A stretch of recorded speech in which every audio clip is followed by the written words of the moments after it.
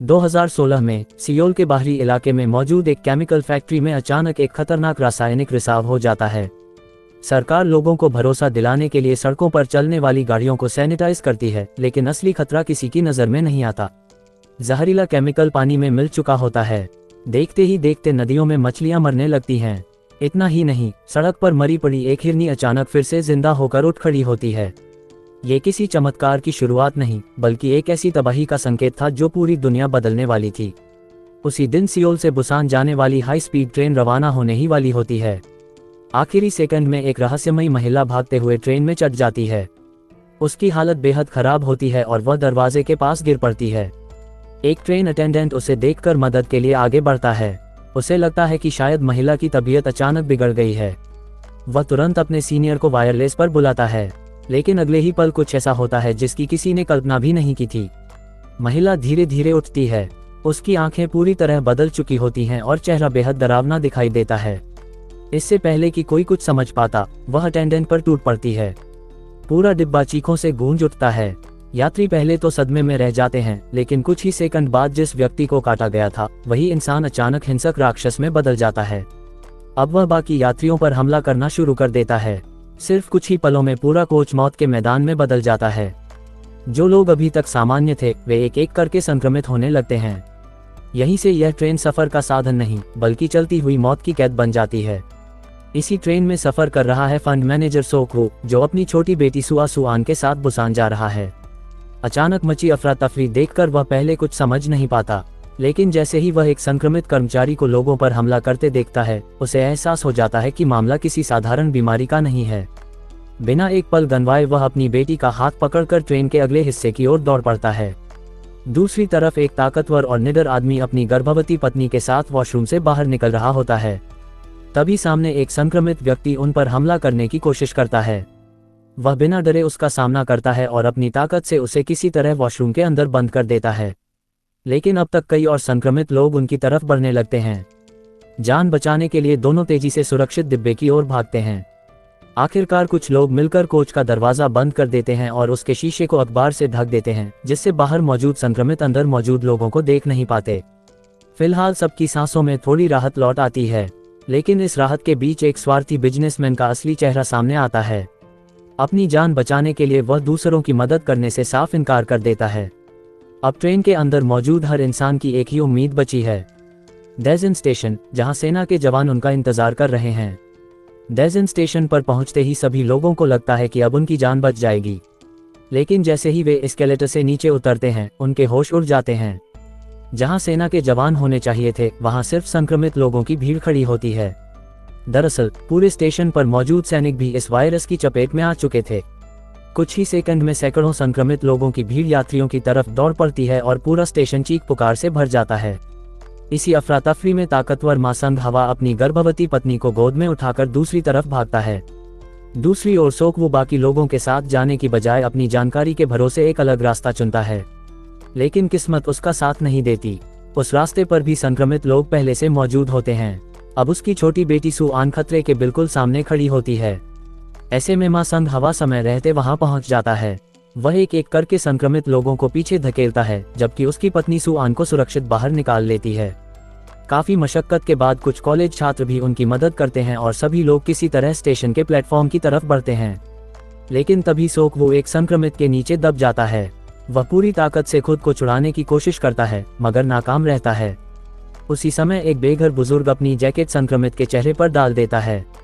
कुछ पल के लिए उसकी नज़र रुक जाती है और सोक वो को बच निकलने का मौका मिल जाता है।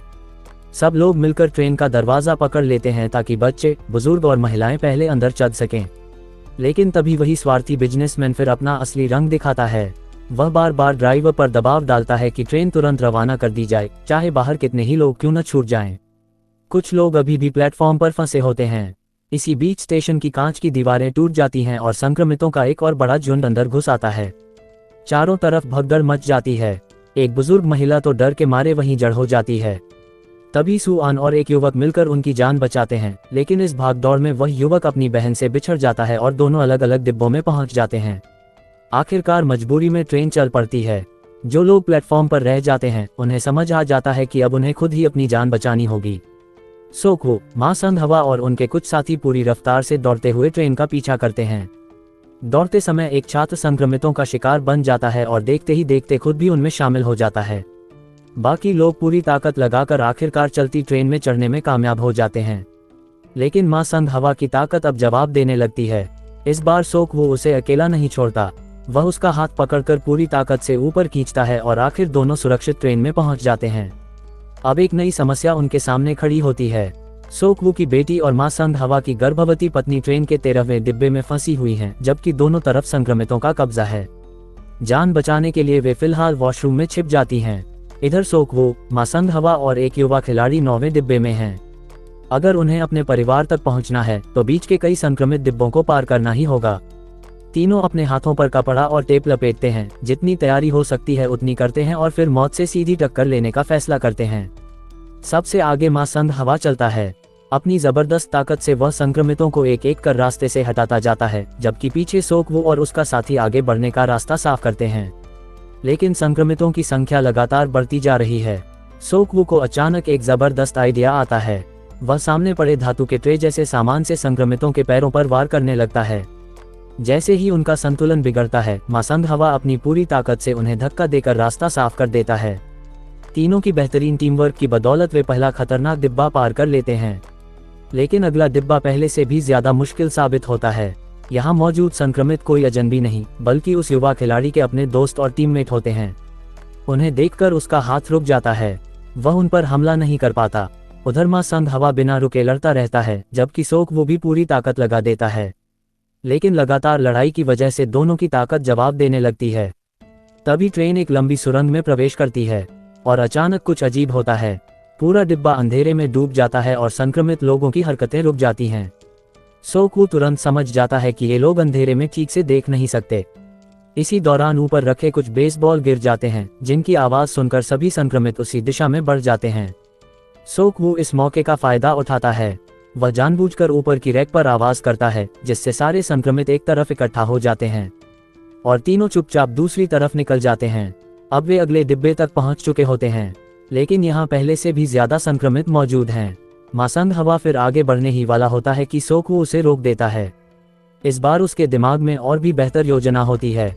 वह मा संग हवा का मोबाइल लेकर उसे दूर फेंक देता है। जैसे ही ट्रेन दोबारा सुरंग में पहुंचती है, वह उसी फोन पर कॉल करता है। रिंगटोन की आवाज सुनते ही सारे संक्रमित उसी तरफ दौड़ पड़ते हैं और बिना लड़ाई किए सभी लोग सुरक्षित अगले डिब्बे में पहुंच जाते हैं। आखिरकार वे अपनी सबसे प्यारी चीज वापस पा लेते हैं। मा संग हवा अपनी पत्नी को सुरक्षित देखकर मुस्कुरा देता है, जबकि सोकवू अपनी बेटी को गले लगाकर राहत की सांस लेता है। लेकिन सफर अभी खत्म नहीं हुआ था। उन्हें पता चलता है कि सबसे सुरक्षित डिब्बा अभी भी आगे है, जहां बाकी बचे हुए लोग मौजूद हैं। वहां तक पहुंचने का एक ही मौका है, अगली सुरंग। लेकिन इस बार उनके साथ एक गर्भवती महिला, एक छोटी बच्ची और एक बुजुर्ग भी हैं। इतने लोगों के साथ आगे बढ़ना पहले से कहीं ज्यादा मुश्किल होने वाला है। शोर से बचने के लिए सभी लोग सीटों के ऊपर बने सामान रखने वाले रैक पर धीरे धीरे रेंगते हुए आगे बढ़ते हैं। साथ ही वे अपने बैग नीचे गिराते जाते हैं ताकि आवाज सुनकर संक्रमित पीछे की तरफ चले जाएं। सब कुछ योजना के मुताबिक चल रहा होता है, लेकिन तभी बुजुर्ग बेघर व्यक्ति का संतुलन बिगड़ जाता है और वह नीचे गिर पड़ता है। सोकवू तुरंत उसकी मदद के लिए बढ़ता ही है कि अचानक ट्रेन सुरंग से बाहर निकल आती है। रोशनी फैलते ही सारे संक्रमित फिर सक्रिय हो जाते हैं। उधर सुरक्षित डिब्बे में मौजूद खिलाड़ी की प्रेमिका ये सुनकर खुश हो जाती है कि उसके दोस्त जिंदा हैं और बस पहुंचने ही वाले हैं। लेकिन अंदर बैठे कुछ लोग इंसानियत पूरी तरह भूल चुके होते हैं। वे किसी भी कीमत पर दरवाजा खोलने को तैयार नहीं होते। इधर सोकवू और उसके साथी सिर्फ एक दरवाजे की दूरी पर रह जाते हैं। मा संग हवा पूरी ताकत से संक्रमितों को रोकता है ताकि बाकी लोग आगे निकल सकें। लेकिन तभी बेघर बुजुर्ग के पैर से एक खाली कैन टकरा जाता है। उसकी आवाज सुनते ही दर्जनों संक्रमित उनकी तरफ टूट पड़ते हैं। सब लोग पूरी ताकत से सुरक्षित डिब्बे का दरवाजा खटखटाते हैं, लेकिन अंदर बैठे लोग जानबूझकर दरवाजा बंद रखे रहते हैं। वह स्वार्थी बिजनेसमैन तो हद ही कर देता है। वह खिलाड़ी और उसकी प्रेमिका के बीच संपर्क भी टूटवा देता है ताकि कोई अंदर आने की जिद न कर सके। अब बाहर मा संग हवा अकेला दर्जनों संक्रमितों को रोक रहा होता है। वह अपनी आखिरी सांस तक लड़ता रहता है, लेकिन तभी एक संक्रमित उसके हाथ पर जोर से काट लेता है। उधर खिलाड़ी किसी तरह कांच तोड़कर आगे बढ़ने की कोशिश करता है, मगर जैसे ही वह अगले दरवाजे तक पहुंचता है, अंदर बैठे वही स्वार्थी लोग फिर से उसके रास्ते में दीवार बनकर खड़े हो जाते हैं। अब बाहर मौत खड़ी है और अंदर इंसानियत मर चुकी है। सुरक्षित डिब्बे का दरवाजा अब भी अंदर से कसकर बंद रखा गया था। सोक वू और उसके साथी लगातार मदद की गुहार लगा रहे थे, लेकिन अंदर बैठे लोग डर और स्वार्थ में इतने डूब चुके थे कि किसी ने भी दरवाजा खोलने की हिम्मत नहीं की। उसी समय पहले बिछड़ी हुई बुजुर्ग महिला अपनी बहन को देख लेती है। वह लोगों को समझाने की कोशिश करती है कि बाहर खड़े लोगों को अंदर आने दो, लेकिन जवाब में उसे जोर से धक्का दे दिया जाता है। ये नज़ारा देखकर छोटी सू आन की आंखों से आंसू रुकते ही नहीं। अब ऐसा लगने लगा था कि इंसानों का स्वार्थ संक्रमितों की हिंसा से भी ज्यादा डरावना बन चुका है। उधर बाहर का कांच लगातार दबाव झेलते झेलते टूटने की कगार पर पहुंच चुका था। मासंग हवा समझ जाता है कि उसके हाथ पर हुआ घाव अब उसकी किस्मत तय कर चुका है। वह अपनी गर्भवती पत्नी की तरफ देखता है, फिर उसके पेट में पल रहे बच्चे की ओर। एक गहरी सांस लेकर वह सोक वू से कहता है कि अब उसकी पत्नी और बच्चे की जिम्मेदारी वही संभाले। उसकी आखिरी इच्छा बस यही होती है कि उसका बच्चा सुरक्षित इस दुनिया में आए। इतना कहते ही कांच का दरवाजा जोरदार धमाके के साथ टूट जाता है। मासंग हवा अपनी बची हुई पूरी ताकत से संक्रमितों को रोक लेता है। वह जानता है कि अब उसका बचना लगभग नामुमकिन है, फिर भी आखिरी पल तक अपने परिवार की रक्षा करता रहता है। इधर सोक वो किसी तरह अपनी बेटी और मासंग हवा की पत्नी को सुरक्षित डिब्बे के अंदर पहुंचा देता है। फिर वह एक बुजुर्ग महिला को बचाने के लिए हाथ बढ़ाता है, लेकिन वह चुपचाप सिर हिला देती है। शायद उसने इंसानों का असली चेहरा देख लिया था। उसे महसूस हो चुका था कि डर इंसान से उसकी इंसानियत भी छीन सकता है। ये सब देखकर सोक वू का गुस्सा फूट पड़ता है। वह उस स्वार्थी बिजनेसमैन पर टूट पड़ता है, क्योंकि अगर उसने समय रहते दरवाजा खोल दिया होता तो कई जिंदगियां बच सकती थीं। लेकिन वह आदमी अपनी गलती मानने की बजाय उल्टा बाकी यात्रियों को भड़काने लगता है। वह सबको यकीन दिलाता है कि बाहर से आए लोग भी संक्रमित हो सकते हैं। डरे हुए यात्री उसकी बातों में आ जाते हैं। नतीजा ये होता है कि सोक वू, उसकी बेटी, गर्भवती महिला और बाकी बचे साथी को उसी ट्रेन में होते हुए भी अलग डिब्बे में भेज दिया जाता है। इंसानों के बीच रहकर भी वे पूरी तरह अकेले पड़ चुके थे। उधर वही बुजुर्ग महिला अपनी संक्रमित बहन को देखती है। उसकी आंखों में दर्द भी था और गुस्सा भी। धीरे धीरे वह उस बंद दरवाजे तक जाती है जहां वे सभी स्वार्थी लोग खुद को सुरक्षित समझ रहे थे। वह अपनी बहन की तरफ देखती है और बुदबुदाती है, अब बहुत हो गया। और अगले ही पल वह खुद अपने हाथों से दरवाजा खोल देती है। सैकड़ों संक्रमित एक साथ अंदर घुस पड़ते हैं। कुछ ही सेकंड में पूरा डिब्बा चीखों से भर जाता है। जो लोग दूसरों को अंदर आने नहीं दे रहे थे, अब वही खुद बचने के लिए इधर उधर भाग रहे थे, लेकिन इस बार उन्हें बचाने वाला कोई नहीं था। थोड़ी देर बाद पूरा डिब्बा खामोश हो जाता है। इसी बीच सोक वू को एक फोन कॉल से पता चलता है कि इस पूरे वायरस की शुरुआत जिस कंपनी से हुई थी, उसका संबंध उसी संस्था से था जहां वह काम करता था। ये सच उसके लिए किसी सदमे से कम नहीं था। उसे पहली बार एहसास होता है कि सिर्फ पैसा कमाने की दौड़ में उसने अपने परिवार को कितना नजरअंदाज किया। वह अपनी बेटी की मां से संपर्क करने की कोशिश करता है, लेकिन दूसरी तरफ से कोई जवाब नहीं आता।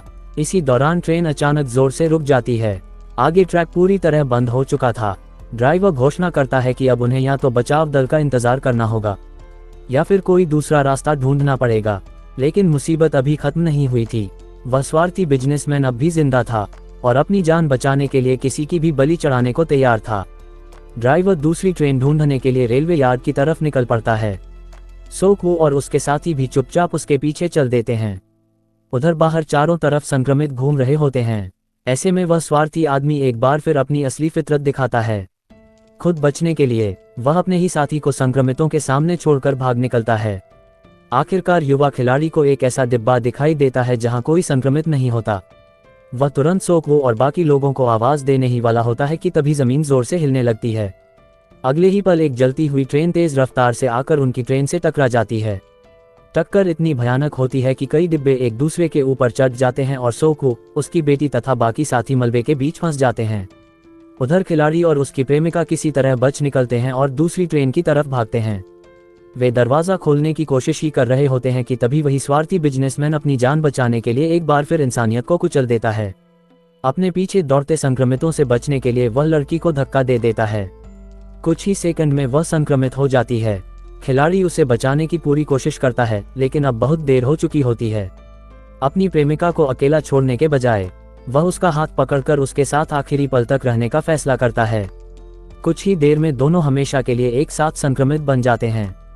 इधर सोक वू और उसके साथी अभी भी फंसे हुए होते हैं। शुरुआत में उन्हें कोई खतरा नहीं दिखता, लेकिन अचानक ट्रेन की खिड़कियां संक्रमितों के दबाव से टूटने लगती हैं। सोक वू को एक छोटा सा रास्ता दिखाई देता है और वह सबको बाहर निकालने की कोशिश करता है। तभी दर्जनों संक्रमित कांच तोड़कर अंदर घुस पड़ते हैं। ऐसे मुश्किल समय में वह बेघर बुजुर्ग बिना कुछ सोचे उनके सामने खड़ा हो जाता है। वह अपनी जान की परवाह किए बिना संक्रमितों को रोकता है ताकि सोक वू, उसकी बेटी और गर्भवती महिला सुरक्षित बाहर निकल सकें। जिस इंसान का उनसे कोई रिश्ता नहीं था, वही उनके लिए सबसे बड़ा बलिदान दे देता है।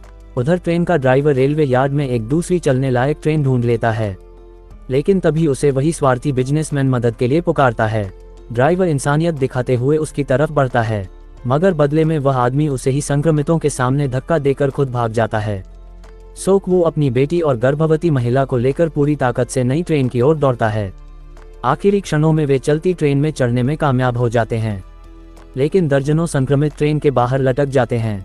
उनका भारी वजन ट्रेन की रफ्तार कम करने लगता है। इंजन पर इतना दबाव पड़ता है कि पहियों से चिंगारियां निकलने लगती हैं। सोक वू पूरी ताकत से लटके हुए संक्रमितों को नीचे गिराता है और किसी तरह ट्रेन को आगे बढ़ने लायक बना देता है। सबको लगता है कि अब खतरा टल गया है, लेकिन असली मुसीबत अभी बाकी थी। जब सोक वू ड्राइवर के केबिन की तरफ जाता है, तभी सामने वही स्वार्थी बिजनेसमैन दिखाई देता है। अब वह खुद भी संक्रमित हो चुका था, फिर भी उसकी चेतना पूरी तरह खत्म नहीं हुई थी। वह रोते हुए घर जाने और अपनी मां से मिलने की बात करता है। कुछ पल बाद वायरस पूरी तरह उस पर हावी हो जाता है। वह अचानक सोक वू पर हमला कर देता है। दोनों के बीच जबरदस्त संघर्ष शुरू हो जाता है। इसी लड़ाई में सोक वू उसे रोक तो देता है, लेकिन उसकी बांह पर संक्रमित का दांत लग जाता है। अब उसे समझ आ जाता है कि उसके पास ज्यादा समय नहीं बचा। वह सबसे पहले गर्भवती महिला को ट्रेन चलाने और ब्रेक इस्तेमाल करने का तरीका समझाता है। फिर अपनी बेटी के पास बैठकर उसे आखिरी बार गले लगाता है। उसकी आंखों में आंसू थे, लेकिन चेहरे पर एक पिता की मुस्कान। वह चाहता था कि उसकी बेटी उसे आखिरी बार डरते हुए नहीं, बल्कि एक बहादुर पिता के रूप में याद रखे। और अब उसकी जिंदगी का सबसे कठिन फैसला सामने खड़ा था। आखिरकार एक पिता अपनी बेटी से बिछड़ने का सबसे दर्दनाक पल जी रहा था। सुआन अपने पिता को कसकर पकड़ लेती है और रोते हुए उन्हें जाने से रोकने की कोशिश करती है, लेकिन सोक वू जान चुका था कि अब उसके पास ज्यादा समय नहीं बचा है। अगर वह एक पल भी और रुका तो उसकी अपनी बेटी की जान खतरे में पड़ जाएगी। कांपते हुए कदमों से वह धीरे धीरे इंजन के अगले हिस्से की ओर बढ़ता है। वायरस अब उसके पूरे शरीर में फैल चुका था। उसकी आंखों के सामने एक एक करके अपनी बेटी के बचपन की यादें तैरने लगती हैं। पहली बार उसे गोद में उठाना, उसकी मासूम मुस्कान और उसके साथ बिताए हुए छोटे छोटे पल, जिन्हें काम की भागदौड़ में वह कभी ठीक से जी ही नहीं पाया। चेहरे पर हल्की सी मुस्कान के साथ वह अपनी आखिरी इंसानियत बचाए रखते हुए खुद को चलती ट्रेन से नीचे गिरा देता है। इस तरह एक पिता अपनी बेटी की जिंदगी बचाने के लिए अपनी जिंदगी कुर्बान कर देता है। कुछ समय बाद ट्रेन बुसान के पास एक सुरंग के बाहर रुक जाती है। चारों तरफ सन्नाटा पसरा होता है। अब ट्रेन में सिर्फ सुआन और मां संग हवा की गर्भवती पत्नी ही बची होती हैं। दोनों एक दूसरे का सहारा लेकर धीरे धीरे सुरंग की ओर बढ़ती हैं। उन्हें नहीं पता कि आगे मदद मिलेगी या मौत उनका इंतजार कर रही है। दूसरी तरफ सुरंग के अंदर तैनात सैनिक उन्हें देख लेते हैं, लेकिन इतनी दूर से यह पहचान पाना नामुमकिन था कि वे इंसान हैं या संक्रमित। कमांडर गोली चलाने का आदेश देने ही वाला होता है कि तभी सुरंग में एक मासूम आवाज गूंजती है। सुआन वही गीत गाना शुरू करती है जो वह अपने पिता के लिए पहले कभी गा नहीं पाई थी। उसकी मासूम आवाज सुनते ही सैनिक समझ जाते हैं कि सामने कोई संक्रमित नहीं, बल्कि जिंदा बचे हुए इंसान हैं। और इसी के साथ उन दोनों के लिए उम्मीद का एक नया दरवाजा खुल जाता है। यही इस कहानी का सबसे बड़ा संदेश भी है। संक्रमित लोग सिर्फ इंसान के शरीर को खत्म करते हैं, लेकिन स्वार्थ, लालच और बेरहमी इंसान की आत्मा को मार देते हैं। दूसरी ओर त्याग, प्यार और इंसानियत सबसे अंधेरे समय में भी उम्मीद की आखिरी किरण बनकर खड़े रहते हैं। शायद यही वजह है कि यह फिल्म सिर्फ एक ज़ॉम्बी थ्रिलर नहीं, बल्कि इंसानियत की सबसे गहरी परीक्षा भी है। अगर आपको ये कहानी पसंद आई हो तो वीडियो को लाइक करें, चैनल को सब्सक्राइब करें और ऐसी ही शानदार मूवी एक्सप्लेन वीडियो के लिए जुड़े रहिए। मिलते हैं अगली वीडियो में।